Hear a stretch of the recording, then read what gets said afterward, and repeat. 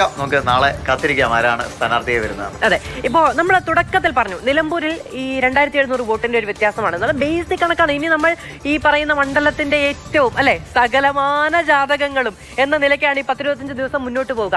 പക്ഷേ ഈ 2700 ഈ തെരഞ്ഞെടുപ്പിന്റെ കണക്ക്, വോട്ട് വ്യത്യാസം എന്ന് പറയുന്നത് വളരെ പ്രധാനവുമാണ്. അത് നമുക്കൊന്ന് പരിശോധിക്കാം. എങ്ങനെയാണ് വോട്ട് ശതമാനം എന്നുള്ള കണക്കുകൾ വിശദമായി നമ്മുടെ മുന്നിലേക്ക് വരികയാണ്.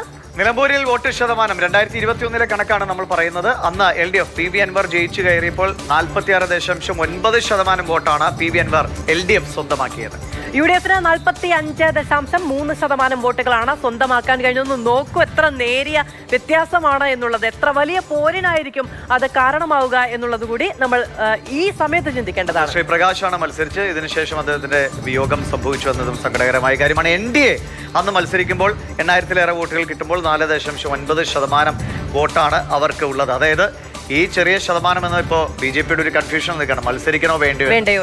മത്സരിക്കേണ്ട എന്ന് തീരുമാനിച്ചാൽ ഈ ശതമാനം വോട്ട് എങ്ങോട്ടേക്ക് പോയാലും ജയസാധ്യതകൾ മാറിമറിയാം എന്നതാണ്. അതുകൊണ്ട് BJP നിർണായക സ്വാധീനമോ ശക്തിയോ തന്നെയാണ് ഒരു തരത്തിൽ പറഞ്ഞാൽ. ഇനി എങ്ങനെയാണ് വോട്ട് കണക്ക് നോക്കാം. LDF-ന് 81,227 വോട്ടാണ് PV അൻവർ മത്സരിച്ചപ്പോൾ 2021 നേടാൻ കഴിഞ്ഞത്.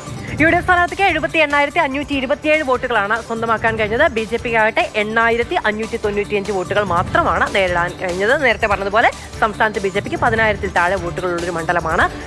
വയനാട് ലോക്സഭാ മണ്ഡലത്തിന് കീഴിൽ വരുന്ന നിയമസഭാ മണ്ഡലമാണ്. ഇപ്പോൾ ലോക്സഭാ തെരഞ്ഞെടുപ്പ് നടന്നപ്പോഴും ഏറെക്കുറെ അങ്ങനെ തന്നെയാണ്. വലിയ പരീക്ഷണങ്ങൾ നടത്തുന്നുണ്ടെങ്കിലും അങ്ങനെ തന്നെയാണ് അവരുടെ ഒരു രാഷ്ട്രീയ ചിത്രം. കഴിഞ്ഞ പ്രാവശ്യത്തെ ഭൂരിപക്ഷത്തിന്റെ കണക്കാണ് ഈ കാണുന്നത്. PV അൻവറിന് 2700 വോട്ടിന്റെ ഭൂരിപക്ഷം. ഇപ്പൊ നേരത്തെ പറഞ്ഞ പോലെ 8000 വോട്ട് BJP-ക്ക്, ജയിച്ച ആളും രണ്ടാം സ്ഥാനത്തുള്ള ആളും തമ്മിലുള്ള വ്യത്യാസം 2700. അപ്പോൾ ഈ 8000 വോട്ടുകൾ ഈ 2700-നെ ഏത് നിലയ്ക്കും അപ്രസക്തമാക്കാവുന്ന കാര്യമാണ്. അല്ലെങ്കിൽ തന്നെ ഇനിയിപ്പോ അവിടെ സമവാക്യമൊന്നും ബാക്കിയില്ല അല്ലെ.